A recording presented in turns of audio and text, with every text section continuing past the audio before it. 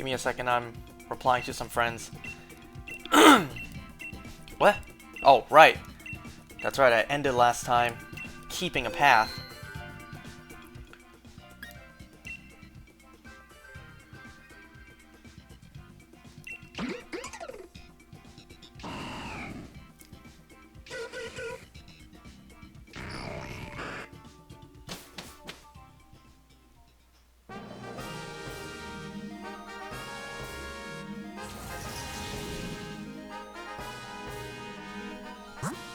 Because these guys are questioning, did I get my shiny yet? No, not the shiny from here. The 1 in 8,000 shiny Charmander as a starter in Fire Red. And I'm just like, nope. And I'm coming close to a month of resetting.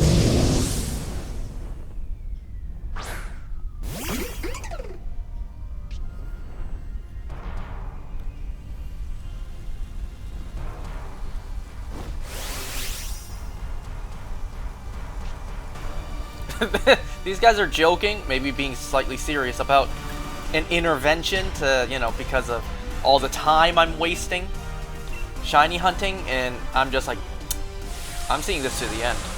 Nothing will stop me.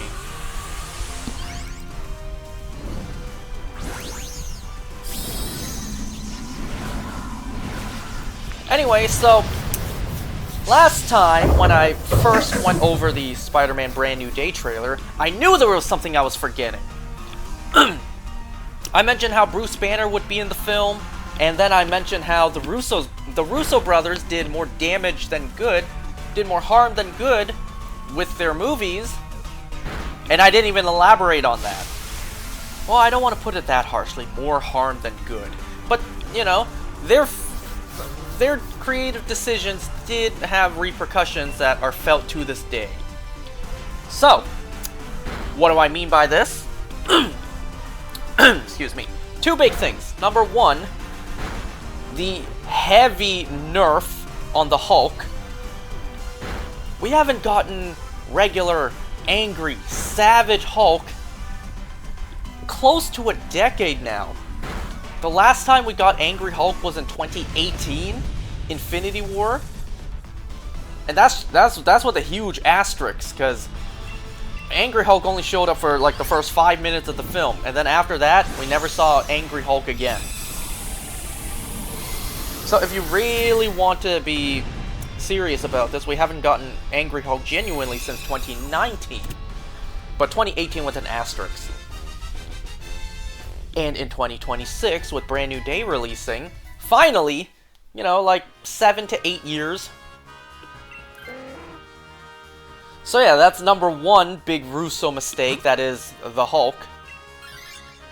And number two, and yo, this has hard repercussions felt to this day, the 5-year time jump. That decision did more harm than good.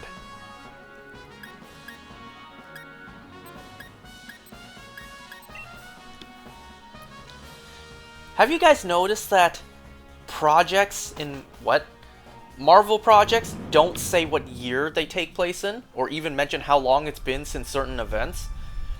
Because in the Brand New Day trailer, they finally showed the year of death for Aunt May, 2024. And yes, that lines up. That makes sense.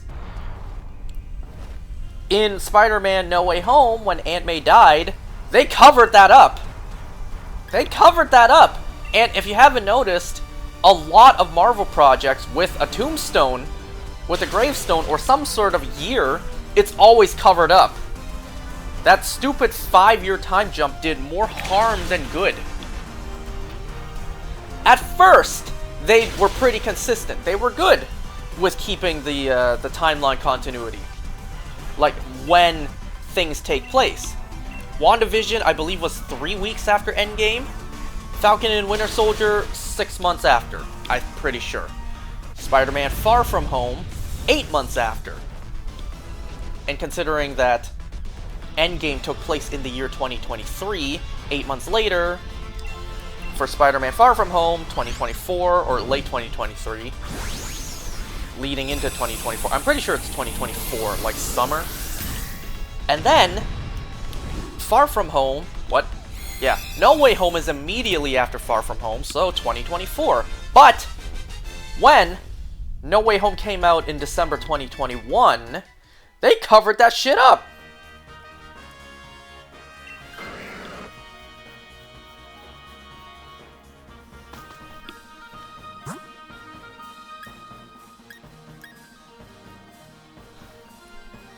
What was I gonna do here? It doesn't matter. Right? Well, actually, maybe Blaziken wouldn't be a bad choice.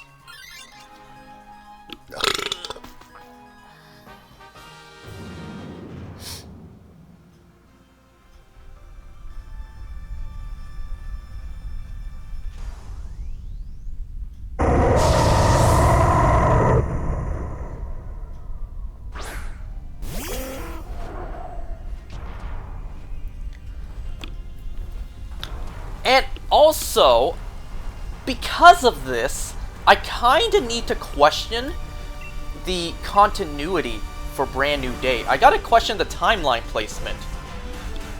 Because, as I just stated, No Way Home takes place in late 2024, maybe early 2025. I don't think so. I think that film ended before New Year's. So, late 2024. Our characters were getting ready to go to college, university. However, I kind of question, you know, when Brand New Day is going to take place. Because, first of all, we know Spider-Man's probably not going to be in Avengers Doomsday because Spider-Man has his own solo film. It's kind of the same thing with Ant-Man in Infinity War. He had his own solo project.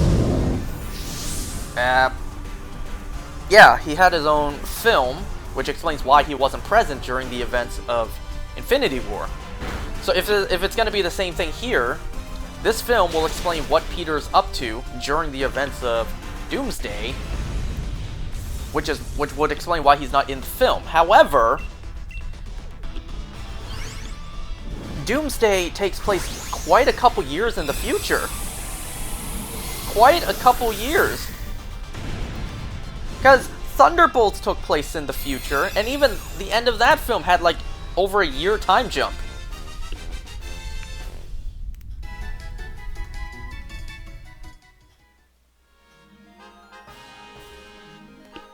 So like, what, did our characters wait more than 5+ years before they went to college? Or like, I don't know, does this film take place relatively close to the, relatively close to the ending of No Way Home? But then we have like a time jump at the end of the film that takes place years in the future, and whatever that is explains why Peter's not in Avengers Doomsday. You understand what I'm saying?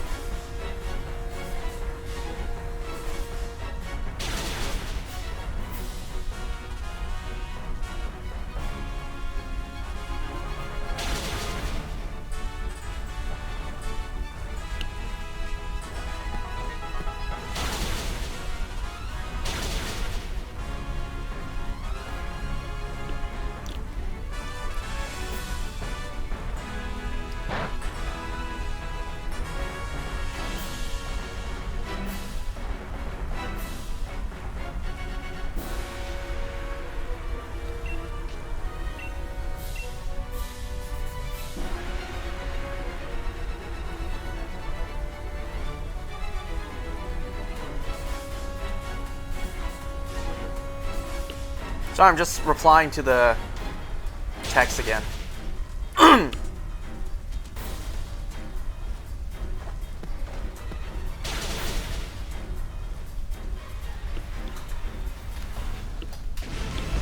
So yeah, like, I kind of question when Brand New Day takes place. Because we also obviously know it takes place after Daredevil Born Again Season 1, considering Punisher is present. Also after She-Hulk, because Bruce Banner is present. So, And also based on the trailer, unless it's a flashback scene, based on the trailer, it looks like they are just now getting into college. So unless we take place, or we follow up with our characters a couple years after they've been in college, which is a possibility. I'm gonna do this path one more time, because I can do this one more time before it starts charging me ores.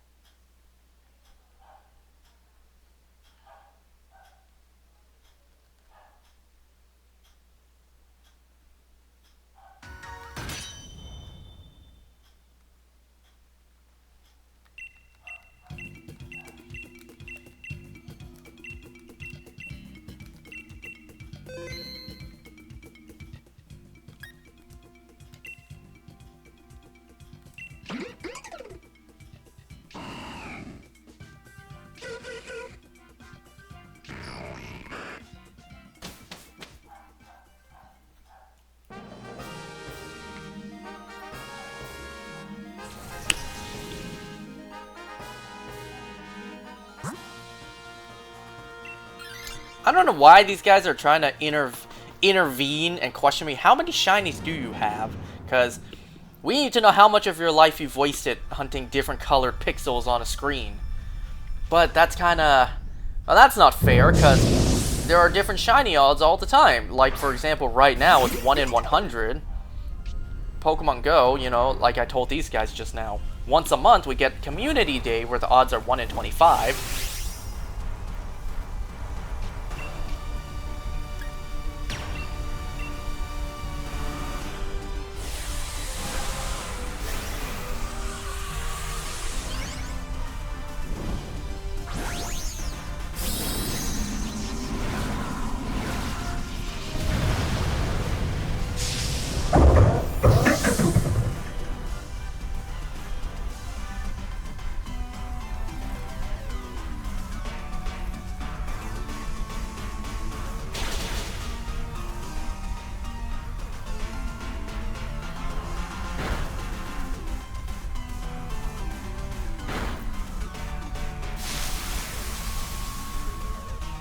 Anyways, so today we have 3 things to go over. The next episode of Invincible, Season 4, Episode 2.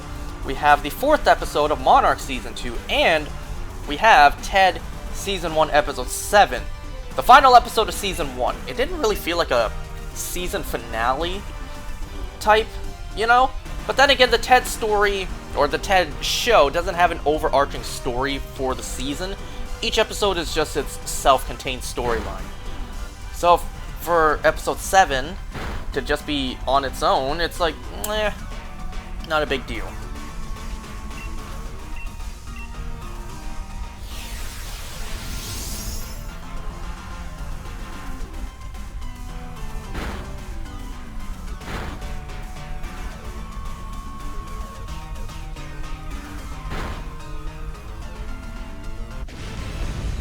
Let's see, today in Pokemon Go, I got a shiny Zamazenta from a raid. Let's see, yesterday I got a shiny Rookidee and a Wurmple. No, the Wurmple I got in a trade. I also got today a Kricketot from a trade, a shiny one. You know, my plan for the future, one day in the future I am going to transfer all of my shinies in Pokemon Go to Pokemon Home. Minus a handful, you know, like the stuff that I've best buddied. A certain number of shiny legendaries from raids. It's just like, you know, I have thousands of shinies in my Pokemon Go. In fact, I just took a screenshot to show my friends. I have, at the moment, 2,482 shinies in my Pokemon Go. And this isn't the total number, because I'm not gonna lie, I've accidentally transferred some in the past.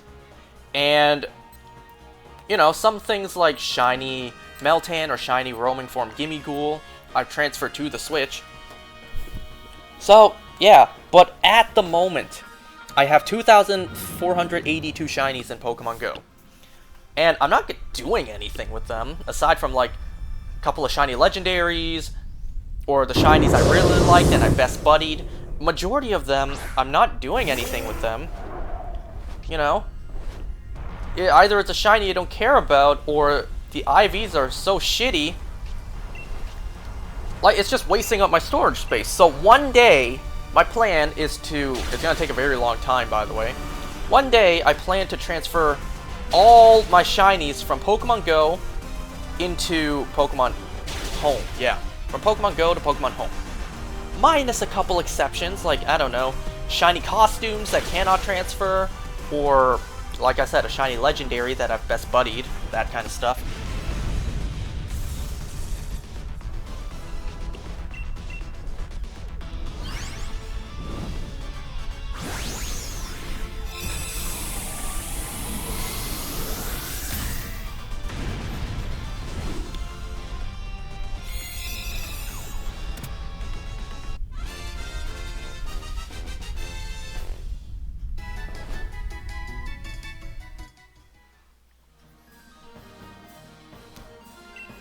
My dude is so dedicated, he is actually crunching the numbers to see how much of my life I've spent shiny hunting.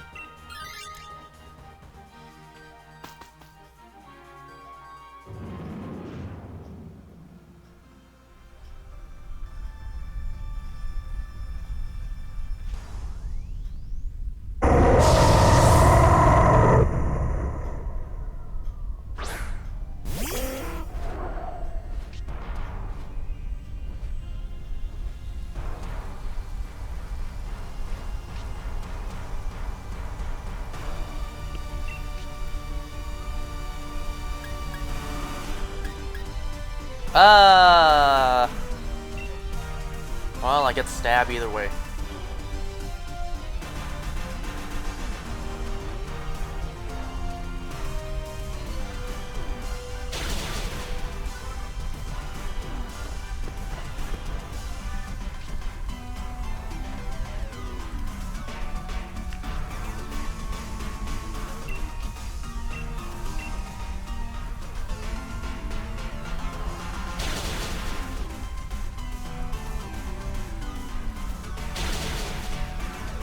Damn, my friend really just hit me with this. I feel like all of your "I'll be single forever" comments are all self-inflicted now, purely because so much of your time is on shiny hunting. Well, I was gonna mention this later, but I may as well mention this now since the topic came up. So, the other day I saw on Instagram a clip. What was the clip even about?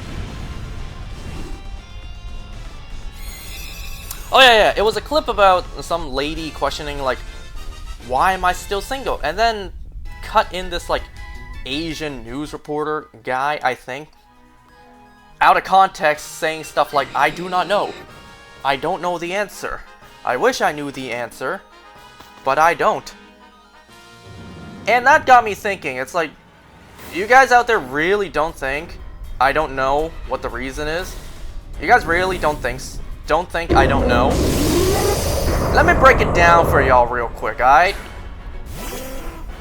It's not a lack of trying. No. That's not the problem. That's not why I'm still single.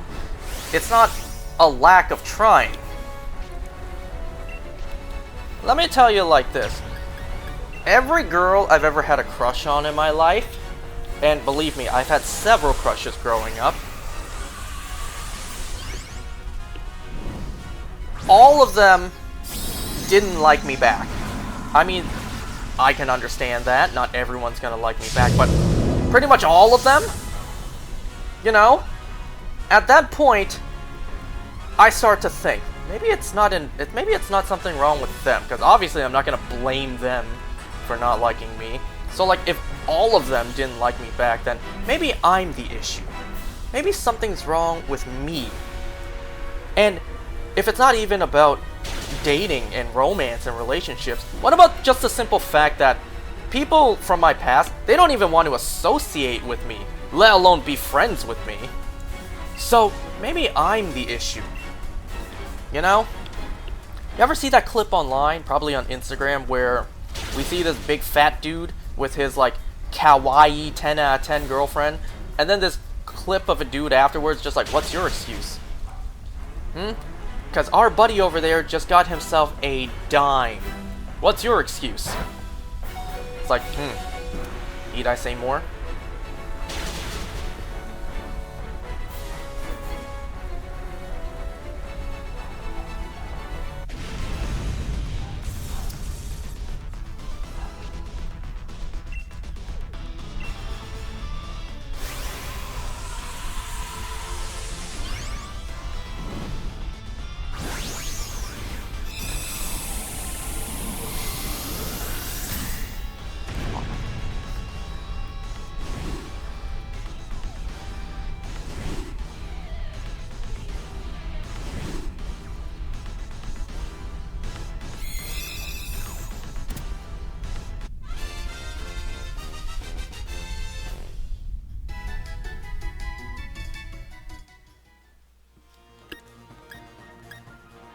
And nothing. Well, RIP to this path.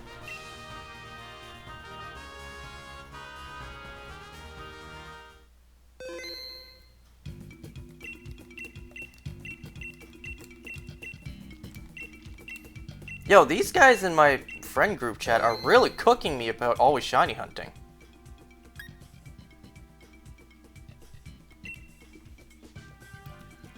Well, this sucks. Oh, by the way, I didn't even finish my thought earlier. So, yeah. One day in Pokemon Go, I plan to transfer pretty much all of my shinies to Pokemon Home. But first, I'm going to finish transferring all of my shitty IV legendaries. You know, things that aren't even 3-star. And I don't want to just transfer them, because that'll be a waste, because some of them, I don't know which ones, but some of them, you know, I spent money on to shiny hunt it. So I'm not going to just transfer it, delete it, when I could at least send it to home and have like a dozen legendaries at my disposal that I'll probably never use.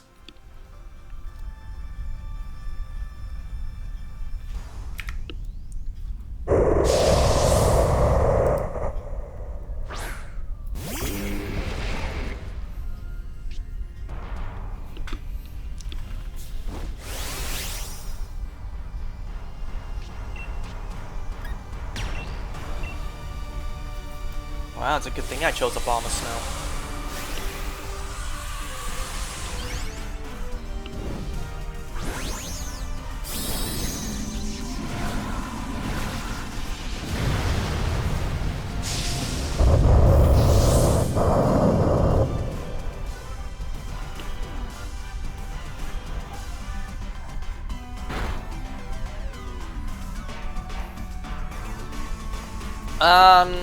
Anyway, so today I learned my lesson. So today was one of the days I had to wake up early to go to my part-time. Before that, you know, obviously I ate breakfast. I ate breakfast at like... Actually, today I ate it close to like 8 in the morning. So around 8 a.m. and then after I was done, I got done at 1 p.m. today. You know, I technically am assigned to end at 12, but I often get asked like, how long can you stay today? Are you able to stay any longer? And well, there's no reason I can't. It's like, if I feel like it, I can. You know, the longer I stay, the more money I make. So if I feel like it, I'm more than capable of staying longer. So today I stayed until 1 p.m. And then I went into the store to get a couple things done. And then, let's say, I don't know, around 3 to 3:30-ish. Well, I went to Costco and I bought some hot dogs because I just felt like it. Also, you can't beat that $1.50 price tag. So because I hadn't eaten since like 8 in the morning, and at this point it's been nearly 7 hours plus, well, I scarfed down 2 hot dogs. I know that's not necessarily heavy. Yeah, I'm heavy, but I know that's not necessarily healthy.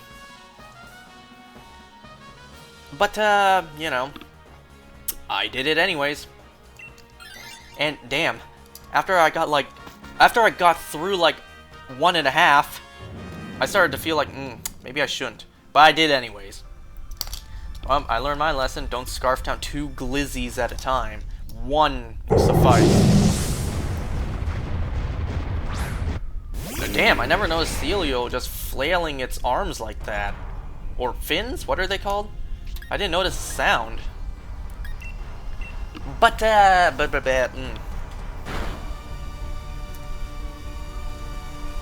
And also, I felt like trying this out because I'm an adult with money now and I'm allowed to do this stuff and no one can stop me. Especially when I'm alone, which is always. So, you know how Costco has regular hot dogs and Polish sausages? Which is like more pepper in it. Well, I ate both back to back. I ate the regular and then I ate the Polish. And after trying it back and forth, like back to back I should say, I kind of prefer the regular. I mean, sure, I won't complain if I eat a Polish dog, but, you know, eating them back to back, I kind of prefer the regular. Every now and then, I'll indulge, and I'll give a Polish dog a go. But, like, now that I've had them back to back, I prefer the regular.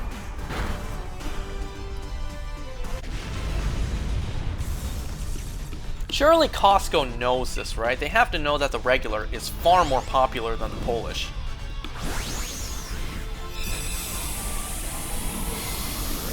Oh, you want to know another thing? You know how at Costco's you have this like kiosk screen where you order the hot dogs and whatever else yourself and then you just tap your card nowadays? Well, as it turns out that if you just happen to pay for your food right when the printer runs out of paper to print your receipt, your order actually gets messed up. Yeah, I found that out today. As I paid for my hot dogs, and I paid for it, at that exact moment, the receipt printer ran out of paper, and so my order didn't get sent to the desk. The screen said, ask for assistance to reload the paper, so that's what I had to do. I had to ask for a staff person to replace the paper, and then after some pushing on the screen, then my order went through. Despite the fact I already paid. Nah, the paper has to be reloaded before I am able to actually get my order through, despite already paying.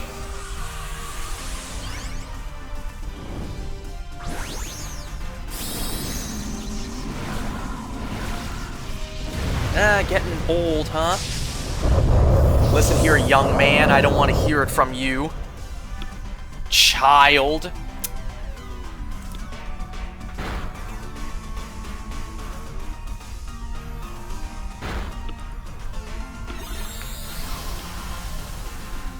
Anyway, so yeah, today,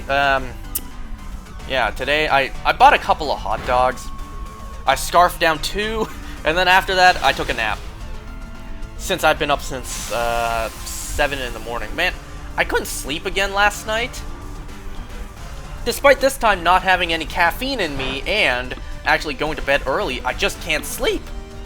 I try to sleep early because I need to wake up early. I just toss and turn the entire night.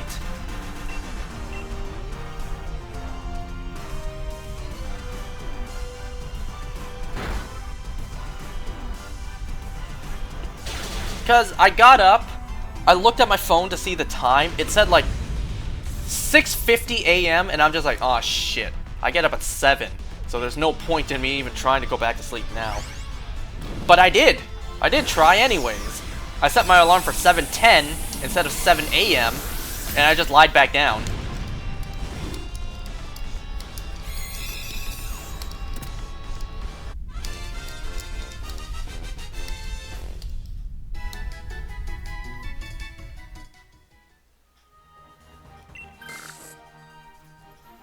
Oh, I forgot to look into this. Maybe...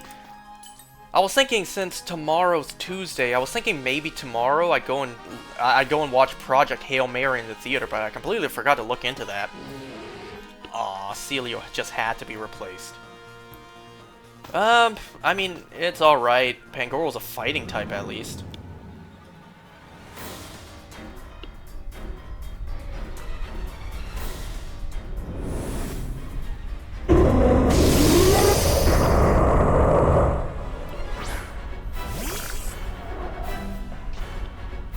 Well, these guys have stopped stopped texting in the group chat to intervene about me always shiny hunting.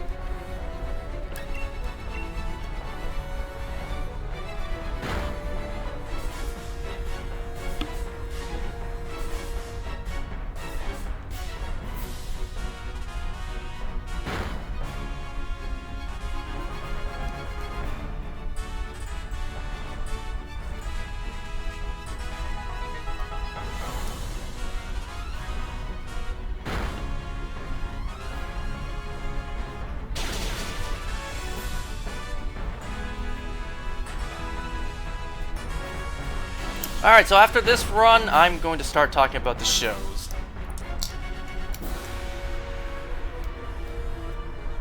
Oh, you want to hear something stupid? So, in what, the 9 years I've been using this phone of mine, the 9 years I've had this iPhone, I never realized that Apple TV already comes pre-downloaded.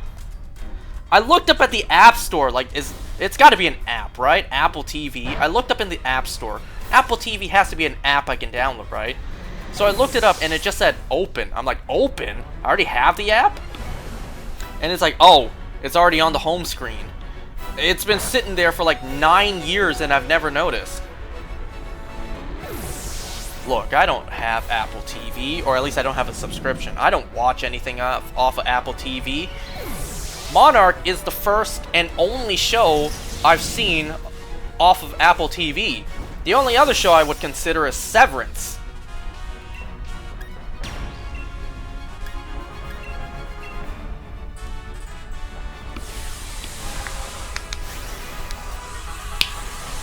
But like, yeah, I didn't realize Apple TV was on my Apple iPhone this whole time. And, you know, I gotta say, it actually is pretty genius on Apple's end to make more money. You sell the device and then you offer them a subscription service on said device for content. Well, at least it's not required. You know, at least it is optional.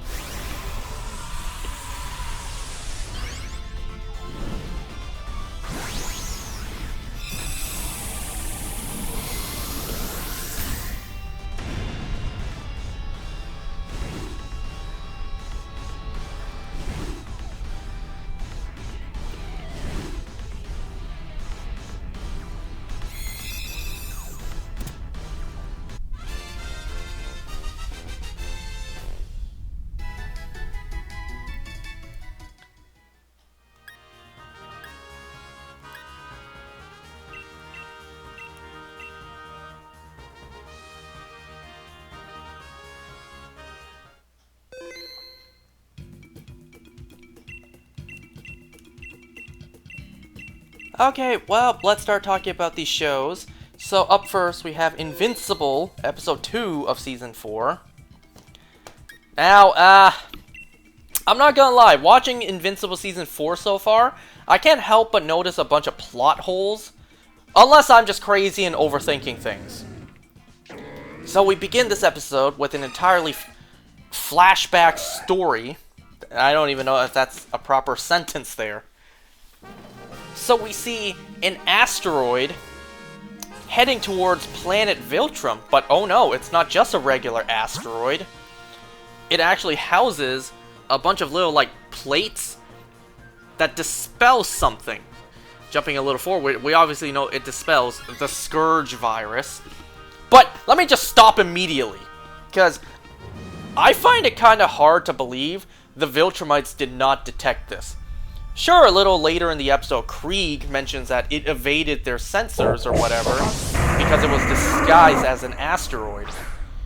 But once all the rock outside burnt up, y'all didn't detect anything at all?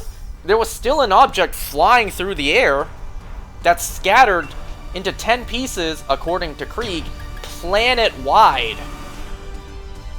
I thought Viltrumites had technology centuries ahead of what we have.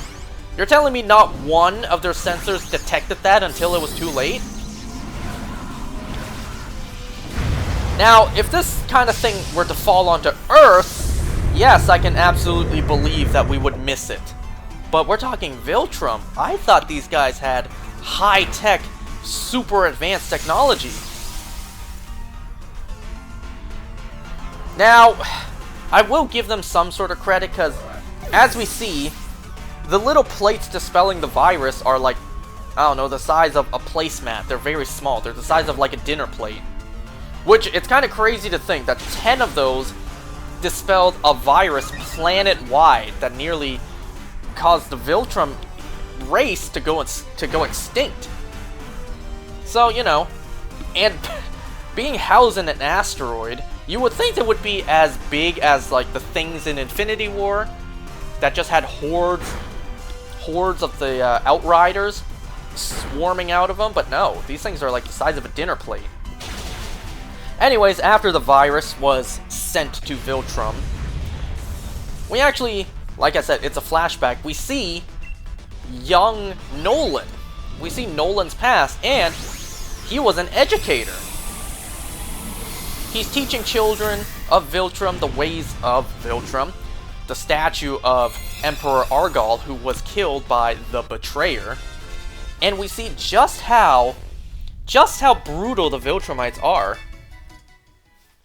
You know, here on Earth, if you ask a kid something while they're learning and they go like, I don't know, I don't remember, most people would probably go like, that's okay. The proper answer is this. Nah, on Viltrum, you answer wrong, you die.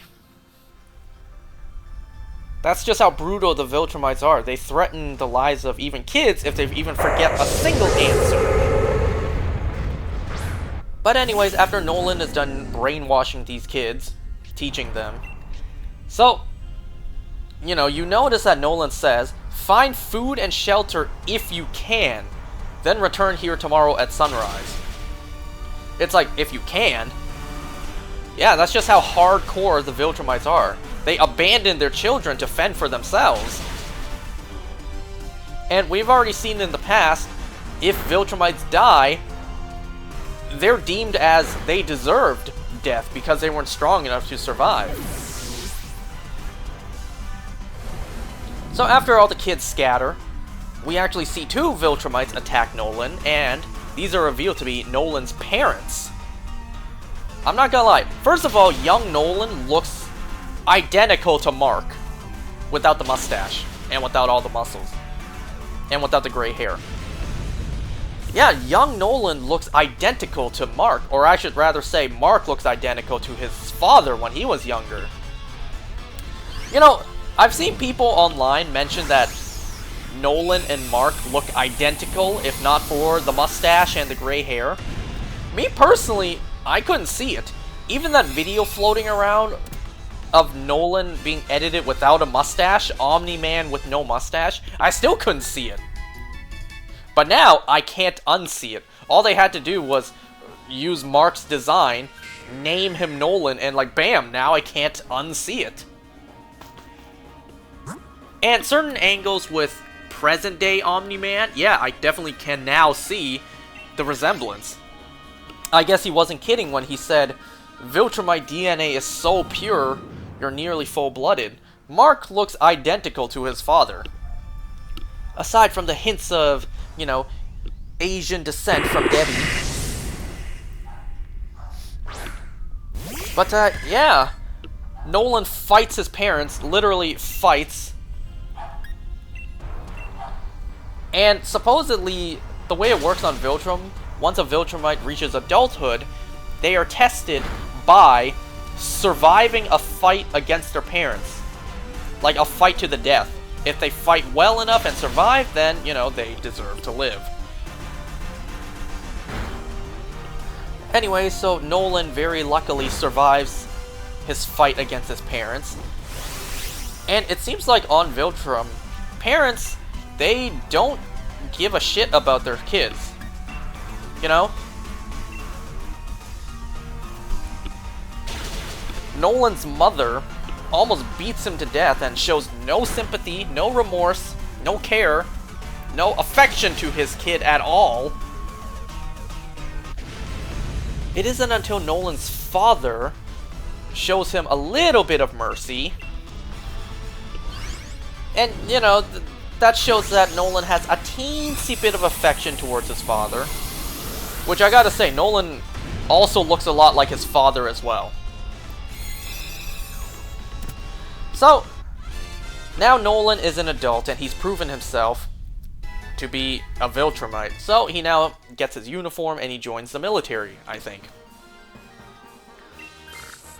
So in the military, they have a general pretty much assigning them that they're about to go to the far edges of their empire. They will bring strength, order, whatever else. And I also gotta say this too.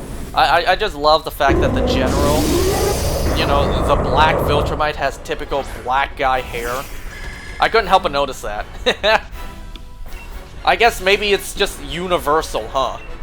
Oh wait, no, not that move.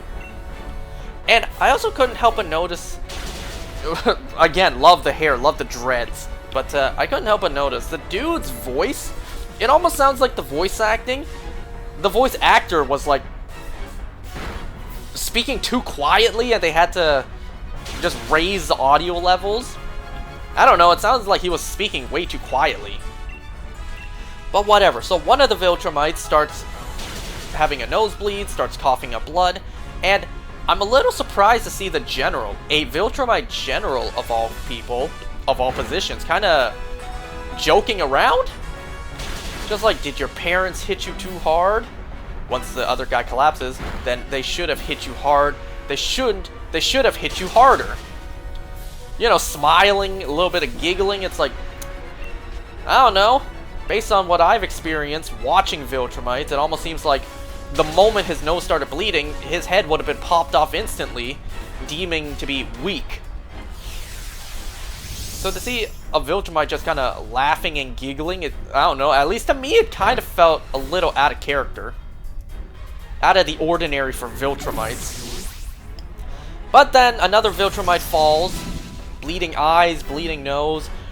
The alarm gets sound, and well, we know something's going on. A lot of Viltrumites are dying.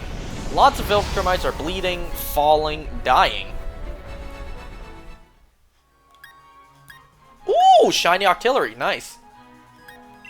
It's something at least.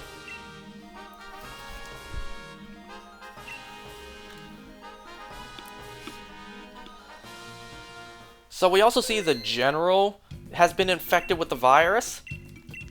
And, you know, the Kool-Aid just runs deep, because even this dude was just like, good, someone is attacking us, it'll only make us stronger. It's like, is that all you guys care about?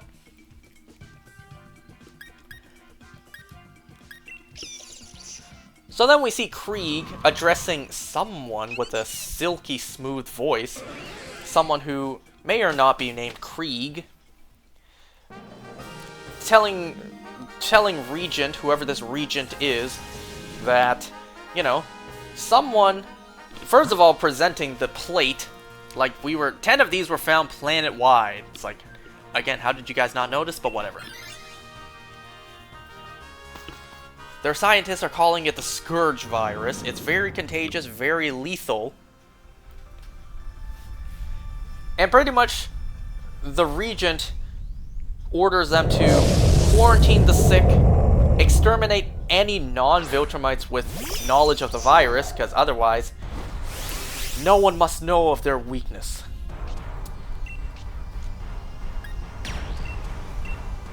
So then we get this like very apocalyptic setting where tons of Viltrumites are dying, Viltrumites in hazmat suits helping them. I love the music as well. I love the OST. It feels very dystopian. And I'm not gonna lie, again, it seems a little bit out of character almost to see Viltrumites in hazmat suits helping those who are infected. Because we know Viltrumites, their mindset is like, oh, if you got sick, if you died, well, that's on you. You deserve to die if you're that weak enough to die. Imagine that. But like, I guess even Viltrumites, they were able to grasp just how dire the situation is. A planet-wide virus infection. I guess even the Viltrumites are able to put aside their beliefs and be like, yo, we gotta help our people, otherwise we going extinct. But I bet you more than anything, the Viltrumites underneath the hazmat suits, as they were researching the virus, doing autopsies, they were like, ugh, why do I have to do this? Weak-ass Viltrumite died. Pathetic. Anyway, so we see Nolan as one of the Viltrumites in one of the hazmat suits, and then he also gets infected. He's put onto a gurney, and we actually see lots of Viltrumites on gurneys, which, not gonna lie, it kind of gives me flashbacks to when N1H1 was a thing. But we do see Nolan recovered. But by that point, the damage to the Viltrum Empire has been done. So we see Krieg. He clearly states that billions upon billions of Viltrumites are dead. And it is the end of their race, because whoever's remaining, first of all, they only survived because they were already infected and have, you know, they were already infected. But because those who were infected, they have a dangerous period of vulnerability and lack of regeneration. And then we see a still image of what happened to Conquest. He was fighting Ragnar's, and that explains how he got the scar on his face, how he lost an eye, how he lost his arm. I actually was wondering this. If Viltrumites have some pretty lit cells, if they can regenerate pretty much anything, how did Conquest lose all of that? Oh, that explains it. The Scourge virus. Anyway, so Krieg also mentions that because there are so little of them left, any offsprings would be inbred and inefficient. And I'm thinking about that too. I'm thinking, would that really be the case? Since, you know, the gene pool is so small, I suppose eventually the offsprings would become inbred. Because I highly doubt. Nolan said less than 50 pure-blooded Viltrumites are left in the universe. So less than 50, but that's still a handful of, a dozen handfuls, right? And unless they are related by blood, all of them, I don't know, it's kind of like, can't they repopulate even a little bit? Like, bare minimum, a handful of generations would pass before even the idea of being inbred would be the case. But what do I know? I did also see this point be brought up. Present day, we've only ever seen 2 female Viltrumites, that being Anissa and Thula. Unless there's more out there that we haven't seen yet. And then, this is crazy. This is crazy. They take the bodies of the dead Viltrumites, and they discard them into space, into the planet's orbit, and it creates a ring around the planet. The planet Viltrum has a ring of dead bodies. That is like one of the coolest ideas I've ever seen in fiction.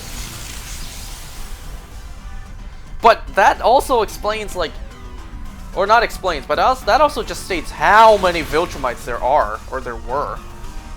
Billions upon billions. Like, we have billions of people on Earth, and even I don't think, if we put all of them to become a ring around our planet, I don't think that would work. I don't think there would be enough. I don't know, maybe the math does add up. And, well, here I also start to question something else, too. Because, at this point, the Viltrumites are already planetary conquerors. At this point, they should encompass a good number of planets. So, what? Were there no Viltrumites at all off-planet at the moment? You know, like, say, 100 Viltrumites were on different planet outposts. But bare minimum, I think I think thousands of Viltrumites would be currently on other planets, right? So, like, no other Viltrumites were off-planet at the moment? All Viltrumites were on planet right when the virus hit. I should have taken Relicanth. It's fine. I don't know. You know what I'm saying? Like, 50 Viltrumites remain on the planet Viltrum. No other Viltrumites were out there in the universe? Who just wasn't present for the Scourge virus? Anyway, so we cut back to present day, because this entire backstory was just Nolan telling the story to Alan on their way to Telescria. And then Nolan reveals that his mission wasn't only to conquer Earth, because Alan asked, if your people were stretched so thin, why continue with the whole planetary conquering thing? Nolan explains that his other mission, his true mission, was to find alien species who would be suitable for interbreeding to save the Viltrum race. And I love the way Alan puts it. Wait, so your true mission was to bang your way across the galaxy? To find a race your people can make babies with? You just gotta love Alan. Anyway, so Alan asks, what would Nolan have done if Mark didn't gain powers? And even Nolan doesn't know. Anyway, so they make it to Telescria, and it's funny. It's funny. You gotta love Alan this episode. Because he just warns Nolan, people here don't really like the sight of mustaches. Can you shave it? And the silence just speaks volumes of, like, Nolan just silently saying, no, that's not even an option. So they sneak into Alan's home, where Telia is waiting. You know, Alan explains what happened, why he's so late. Nolan trying to say hi, she just turns around and blasts him with a giant gun that just vaporizes all of his clothes. So they go to see Thetis.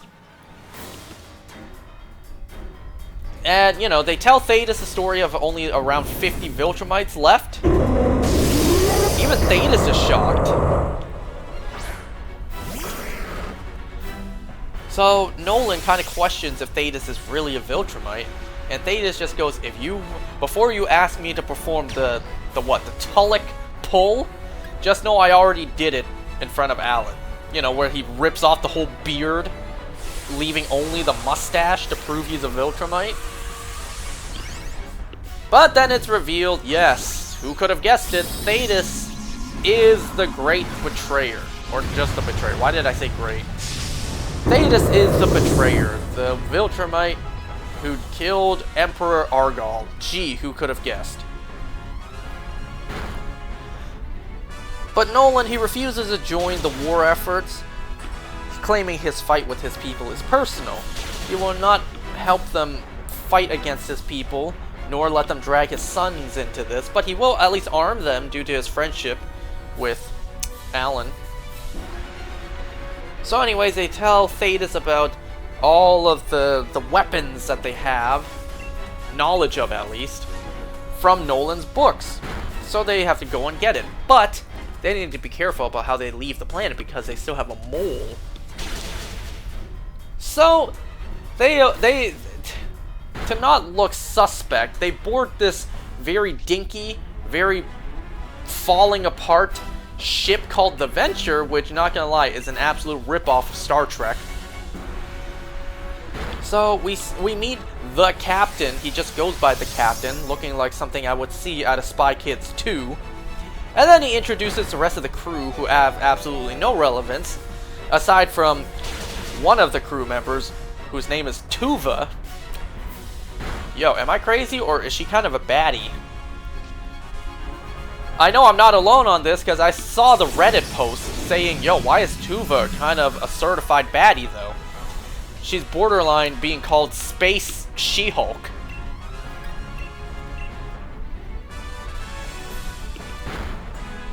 So anyways, first, they're going to retrieve Space Racer, or is it Space Rider? Whatever. They're going to retrieve his gun, the Infinity Ray. So, while it takes time for them to get there, they rest up in one of the rooms. Nolan volunteers to take the couch, leaving the bed and the bedroom to Alan and Talia. Big mistake, because this recurring gag throughout the episode where Nolan just cannot sleep because Alan and Talia are just too busy banging way too hard, causing a lot of noises. It's hilarious. They play the gag over and over in the episode. Nolan just cannot sleep. So they make it to an asteroid belt, which is around where Space Racer should be. Nolan reveals that, first of all, in his book, he hid the location, the coordinates, in like specific wording, specific paragraphs in his book. He was also afraid that Space Racer's gun might, like, I don't know, disintegrate, self-destruct, if someone else tries to grab it while Space Racer is still alive. So what he did was, he buried and trapped Space Racer for a century, assuming that would be long enough for him to die, leaving the bond with him and his Infinity Ray disconnected, severed. But when they show up, obviously Space Racer is still alive, and they get into a pretty big fight over it. I think Space Racer is voiced by Winston Duke? I could be wrong about that. Anyway, so after they finish fighting, they talk for a bit. Alan tries to talk him down, being like, hey, join our cause. You're very strong. Help us, please. But it makes sense that Space Racer is pretty sour about the fact that Nolan left him there alone in the dark for a century. I also question how time works in outer space, because here on Earth, a year is measured by the rotation of our planet around the sun, is it not? But like, how does it work on other planets, in other solar systems? Because surely other planets, other solar systems, other suns, they have different rotation cycles.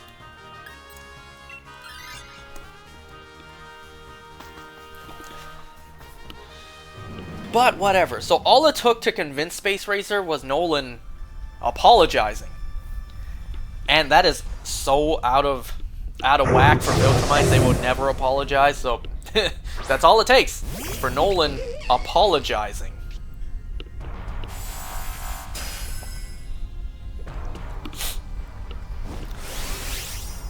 Anyway, so Space Racer, he decides, alright, fine, I'll help you guys out. So he flies off to Telestria to speak to Thetis and join the coalition.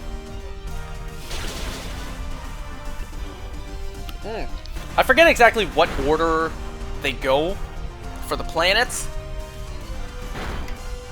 I might not have enough time to go over the rest of the shows today, honestly, because I'm not even done with Invincible yet. So yeah, they I suppose I could just save Ted for that next time. So every time they fly off to a new planet, which obviously takes time, well, they do the gag again where Nolan can't sleep because Alan and Talia are just banging too hard, too loud. So they go to several different planets. They go to a planet where all of the creatures are dead because they were intelligent, they were dangerous to Viltrumites, so to exterminate the threat, to eliminate the threat, they pushed the planet closer to the sun, evaporating all of the water, you know, burning up all of the living beings. Yeah, Viltrumites, they are heartless.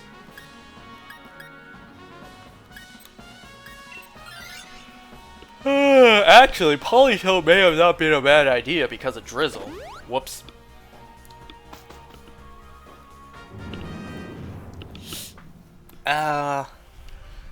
They go to a planet where these like giant beetle creatures, these giant bugs, there's like a compound in their shells that can weaken Viltrumites, make them vulnerable. And, well, Nolan just keeps on making Alan go and grab them because they smell terrible, they ooze slime, and Alan's just like, is this payback for something? What makes you say that? Due to the fact that Nolan just can't get any sleep.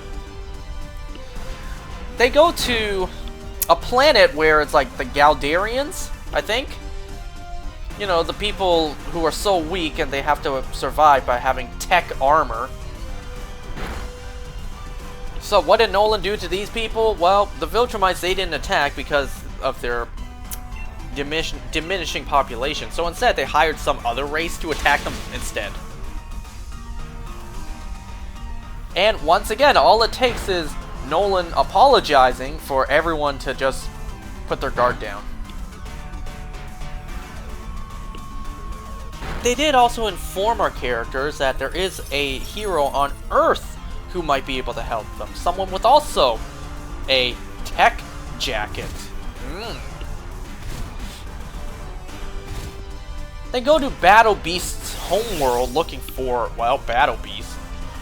But they inform them that Battle Beast isn't here. And, you know, to find Battle Beast, search out for, like, blood and fire, because then you'll find him. Yeah, that's very helpful. And I think that's all the stops they did before the big one. So Nolan has had enough of his lack of sleep. So he just leaves the room, tries to find any place to sleep. And it turns out they have several accommodations. They have more than one room. And Nolan is so pissed. He confronts the captain of the ship. And the captain of the ship, he's just like, oh, I thought you guys were in like a tri-relationship, whatever he said. But of course, we have plenty of accommodations. Take whichever one you please. And Nolan is so pissed, he looks like he's borderline about to kill this guy. But he holds himself back and he just throws his pillow at his face and just goes to bed. Now, I don't know, I feel like the strength of a Viltrumite throwing even a pillow at you would be enough to take your head off.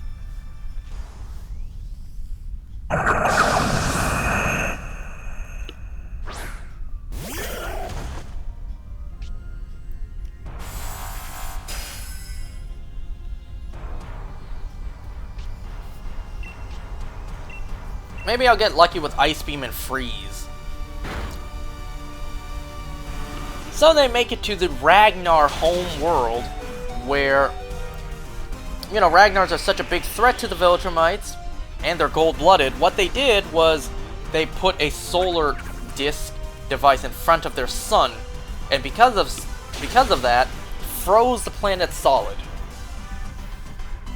So Nolan and Alan go to planet Ragnar to try to pick up a couple of frozen Ragnars, put them into the ship, and bring them to Telespria. So while they're on planet, they tell the Venture to slightly move the disc so that the planet will warm up a little bit. And then the dumbass captain just fires 2 missiles at the thing, completely blowing up and destroying it. Now the sun's rays are completely exposing to the planet. And I gotta say, that sun must be super hot, or the planet must be super close by. Because I don't think, like, you know, 10 seconds of exposure to the sun would undo an entire ice age on the planet. But then again, it's an alien planet in an alien solar system. Maybe that is how it works, I don't know. So, of course, the Ragnars break free almost instantly and start attacking.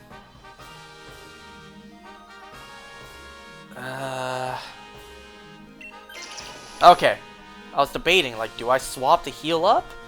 Or, like, what if no one takes it? So then Talia, you know, she's able to hear that these two are getting fucked up. So she just demands control over the ship. Yada yada yada, they're fighting the Ragnars, but they are heavily losing. Ragnars have evolved to be super powerful due to the high gravity of their planet.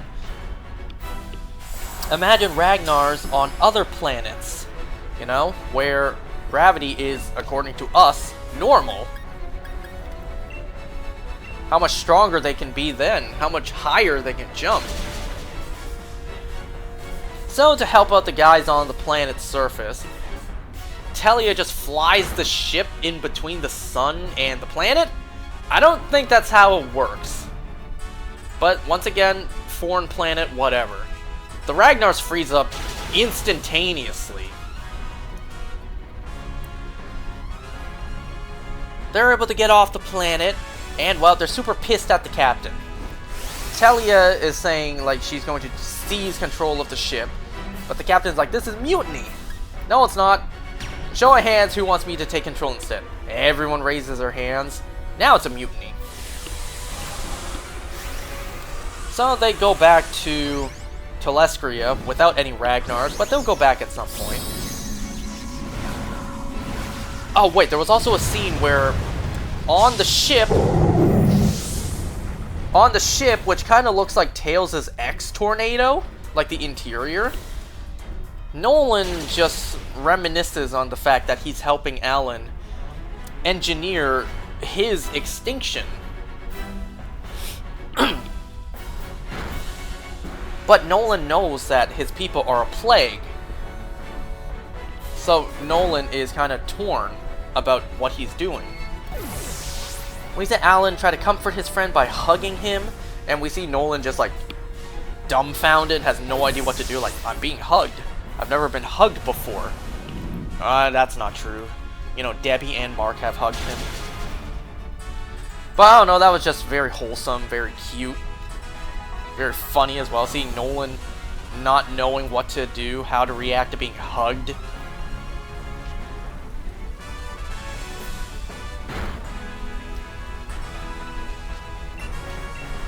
So yeah, they make it back to Telescria, where pretty much they run down their plans. Thetis dismisses Alan and Telia, but wants a moment alone with Nolan. Because even Thetis knows. Thetis knows, and he knows that Nolan knows, that all of these weapons and allies, they're not enough, are they? Even though Viltrumites, their numbers are very few, they still have armies backing them up. All of the races that they've conquered, they'll still fight on behalf of the Viltrumites out of fear. So pretty much, Thetis is asking Nolan to bring in Mark, bring in his son. But Nolan still says no. Thetis tries to vouch for Mark, like, he's already a part of this. Doesn't he deserve a chance to save his world? Nolan still, reiterates how he cannot go back to Earth, ever. And Thetis just says this wise line filled with wisdom. We must all face the judgments of the evils of our past. Oh, I'm sure I will. One day, I'm sure I will. My penance will come one day, I'm sure of that. Anyway, so back to the show. So Thetis takes point by showing Nolan. Takes Nolan to a lab and reveals to him the Scourge virus. And that it was actually he who created it. Oh my god, who could have thought? So Nolan is super pissed because Nolan witnessed for himself in real time the destruction of his home world. You know, his near extinction level event. He's getting ready to kill Thetis, but I guess he really has changed because he holds himself back. Thetis claims he did this because when he killed Emperor Argal, he thought that without his cruel ways of ruling, the Viltrumites would change. But no, it only made their hate stronger. My team doesn't have any physical... No, it doesn't have any special moves. So I'll just Dynamax. Nolan makes Thetis promise to only use the virus as a last resort. And then Nolan goes claiming he's going to get his son. Episode ends, but not yet, because we have a post-credit scene. We see Conquest back on Viltrum, looking very worried, approaching the throne of the Regent. First of all, another plot hole, I guess. maybe. How did Conquest get back to planet Viltrum so fast? You know? Are Viltrumites able to fly at beyond the speed of light? Because doesn't it take, I don't know, doesn't it take, what, like 8 years to send a drone to Mars or whatever? I mean, sure, it's no light years, but still. You would assume the planet Viltrum is in another solar system. Well, maybe not that. Well, no, solar system. Yeah, that's right. I was thinking galaxy. Or it could be in the same galaxy. You know how big a galaxy is? But no, maybe planet Viltrum's not in a different galaxy. Maybe it's still in the Milky Way galaxy, but like anything outside our solar system would still be a couple of light years away. So unless Viltrumites are able to fly at beyond light speed, how did he get back to planet Viltrum so fast? Anyway, so we see Conquest with clothes and a new arm again. And I gotta say, damn, I feel really bad for Conquest. You know? He actually looks like a worried little kid getting ready to tell a parent something he did wrong. So he approaches the throne of the Regent. We see Krieg and Anissa looking at him with disgust. We even see Krieg slap him across the face and tell him to get onto his knees, calling him an animal. Remember when Conquest said that all the other Viltrumites are scared of him? Well, I don't know. Krieg didn't look very scared of him to me. But then again, he was right in front of Thrag. I doubt Krieg would do the same if he and Conquest were alone in a room. So anyways, Conquest bends a knee to the Regent, telling him that he failed, and to make his death painful so that others may learn and grow stronger from it. But then we see the Regent say, "No, I will not reward failure. You have work to do yet." And we finally not only learn his name, Thrag, but we also see his face. You know, a big glorious mustache, a red Viltrumite uniform with red royalty on it, I suppose. And, as I've seen people say online, Thrag's hairline goes crazy. You know, speaking of hairlines, or just hair, I've actually been considering changing up my hair. You know, at the moment, it kind of just all droops down into like a bowl because I can't be bothered to style it. But I don't know, for quite a while I've been thinking like, maybe I should try a slick back, kind of like how Homelander has his hair all the way back. But two major issues with that. One, my hair is not entirely straight. So because of this, it'll tend to just fall to the side a bit, and then it'll look really bad. Because when my hair parts in the middle, it looks really bad. And two, well, to fix that, I could just use hair gel, but like, I don't want to use hair gel. Because if I use hair gel, I would have to wash it every single night before bed. And then I would have to re-hair gel it up in the morning. Assuming I don't wash my hair again in the morning. It's like, I don't want to use hair gel. But my hair won't naturally do a slick back, otherwise it'll part in the middle, which looks really bad.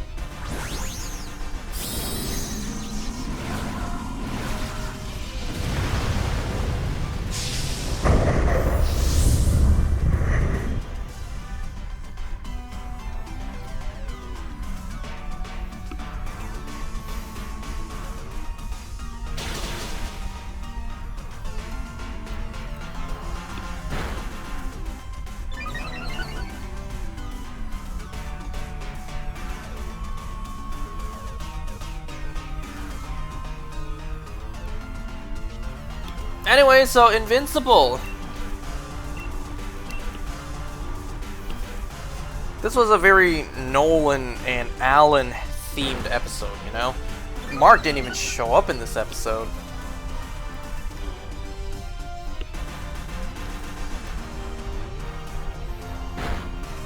I do want to see more of Thrag. You know, hear that silky smooth voice that Lee Pace has. Ugh.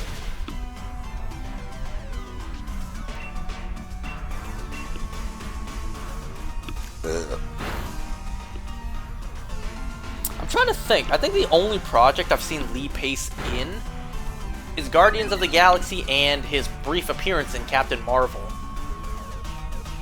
What other projects has he been in that I may or may not have seen?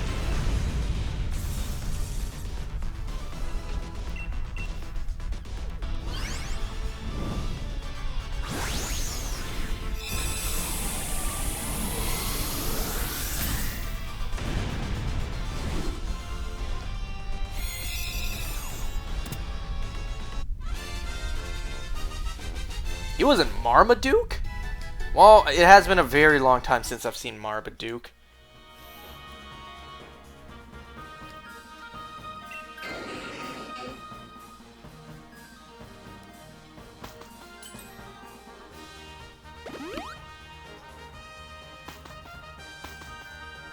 Yeah, from what I see, that's all I've seen him in. The Marvel projects, Invincible, and I guess Marmaduke.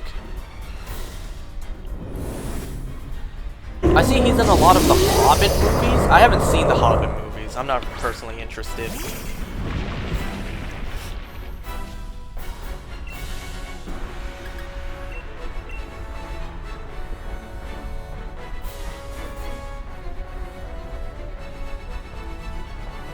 Okay, well, today I probably don't have time to go over both Ted and Monarch. So I guess for today I'll just go over Monarch, and next time we'll go over Ted.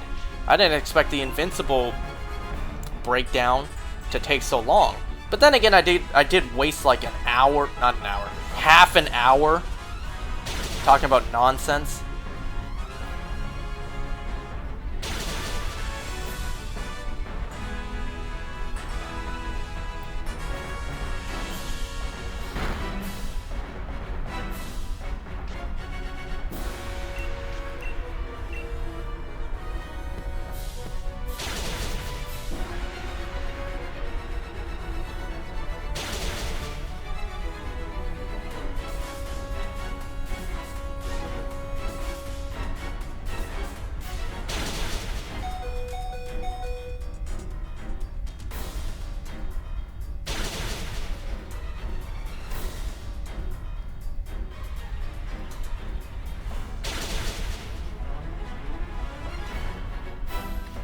Oh, you know what else? Rest in peace to Valerie Perrin, or Perrine. I'm sorry, I don't know how to pronounce her last name. She played Eve Tessmacher all the way back in the original Superman movie in 1978. Rest in peace to her.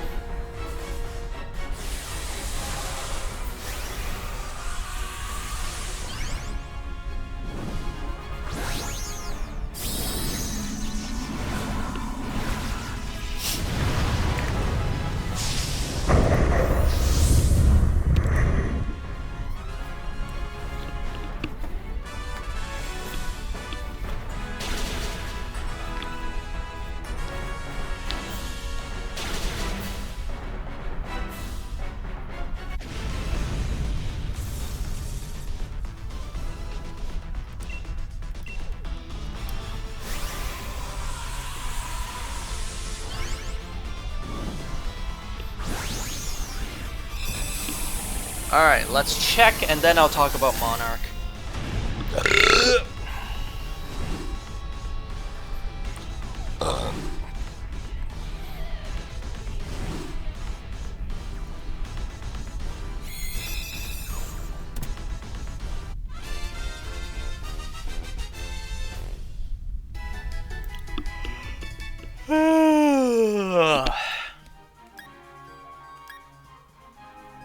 No.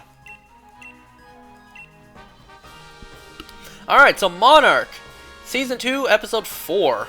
This was a very, like, espionage-focused episode. So, we begin with two idiots ignoring the Titan watch, the Titan alert, and deciding to go surf on a beach in, America Samara? You know, thinking that, like, oh, the beach is empty. Just us and the tasty waves. So, but we also see something peeking out of the sand. As the two idiot surfers are going into the water, well, a Monarch ship nearby spots them and tries to tell them, hey, the beach is closed, there's a Titan warning, get out of here now. But, you know, it seems like the guys, for a second, are just gonna be like, oh, come on, just one wave. What are they gonna do? Approach us? Drag us off the beach themselves? But they do comply. They do begin. Dude even has, like, a body cam. Because, of course, he does. But when they make it to the beach, uh-oh, there are scarabs emerging from the beach sand.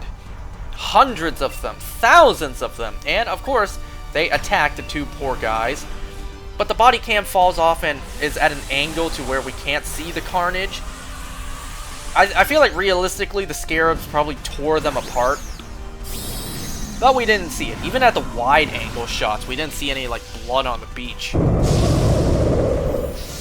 So we see the scarabs heading towards the water because we see Titan X approaching. And then we see Titan X use its tentacles to completely engulf the ship.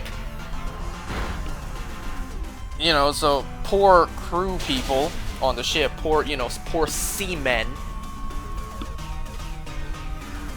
We see on our main, well, actually, no, not yet. Not yet. I was about to say we see on our main Monarch ship, but not yet. So, all that carnage just happening on a beach. Wait, was that how the episode opened? I think it was. Because then we actually flash back to Bill Randa and everything that, well, some things that happened to him after 1962. You know, we do see in 1962, like almost immediately after finding the letter. And then we see a couple of time skips. We see 1963. Him departing to explore, and then we just see the years go by. He's going older, growing a beard, looking more like the other actor who played the older Bill Randa. But then I think it jumps forward to, like, what, 1973? So like a decade later, he packs everything up, and then in the year 2015, in like a Monarch storage unit or whatever, people find Bill Randa's stuff. His notes, everything. His picture with his family, the letter.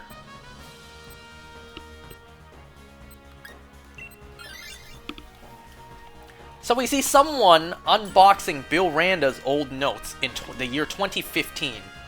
So at some point during Season 1. And then, title card. Well, after all that stuff just happened on that other beach, we see Kate waking up on a beach. Remember, she went out partying and then walked over to kind of like the riverbed where she could see the Golden Gate Bridge. She wakes up, I think, hungover, but she starts walking into the water. I don't know if she wanted to take her own life, or if she was just so dazed she didn't know what she was doing, or if maybe she heard some sort of like high-pitched sound drawing her in. Because we do see her completely submerged underwater, almost looking like she had a realization, like she was looking at something, but then nothing comes from the scene. Alright. So we do see on our main Monarch Outpost 18 ship that, you know, first of all, they realize that communication with the other Monarch boat, that, you know, they lost communication. So where could Titan X be? Well, Jason has an idea. With all of his Apex tech, he's able to run a, well, he's first able to detect where Titan X roughly is. Right around the shore of, you know, America, Samoa. And then, they're able to use the Apex tech to kind of plot a trajectory of, like, maybe where Titan X could be heading and where it could make landfall. And the simulation shows that Titan X is on its way to the coast of San Francisco. Why San Francisco? I guess San Francisco just cannot catch a break. And it'll make contact in about 23 hours. Actually, that's a Morpeko. That's a horrible idea.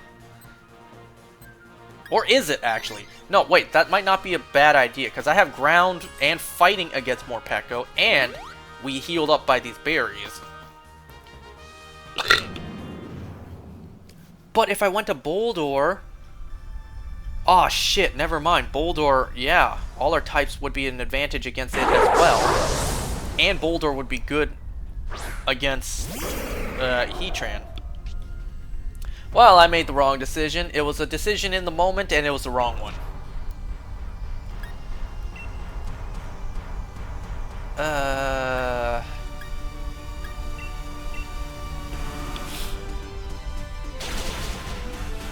So yeah, Titan X is projected to make contact with San Francisco in 23 hours.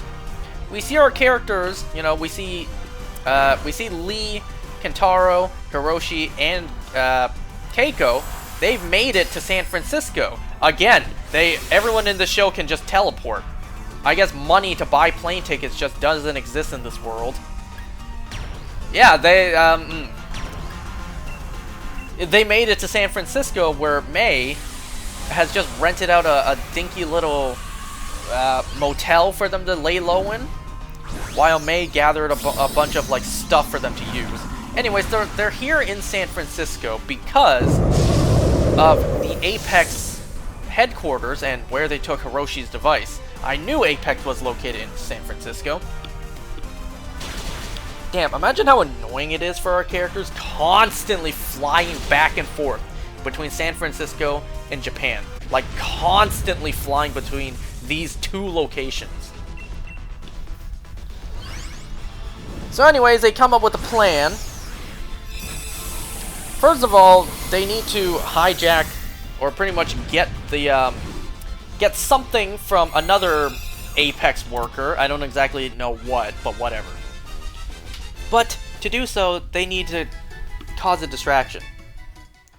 Wait, actually, before that. So, even our characters here, while in San Francisco, got the Titan alert that it is projected a Titan is on its way and will make landfall in San Francisco in about 23 hours. So Hiroshi, he's all panicked, like, Kate's somewhere out there, I gotta go find her. But Lee convinces him, hey, is this really the best use of your time? We only have around 23 hours. You can waste your time trying to find her and, you know, use whatever time's left to get away, or you can follow the plan, get your Dr. Suzuki device, and then use it to divert Titan X. Get it away from San Francisco. Either search and find Kate and save her and her alone, or try to follow the plan, grab the device, divert Titan X, save Kate and thousands of people who are trying to flee San Francisco.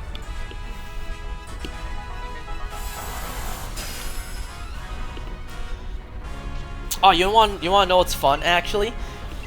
While Tim and Jason, they were arguing, they actually do name drop Dr. Surazawa. You know, the guy from the movies. That's pretty cool. He doesn't show up, sadly, but it's still pretty cool that they mentioned him.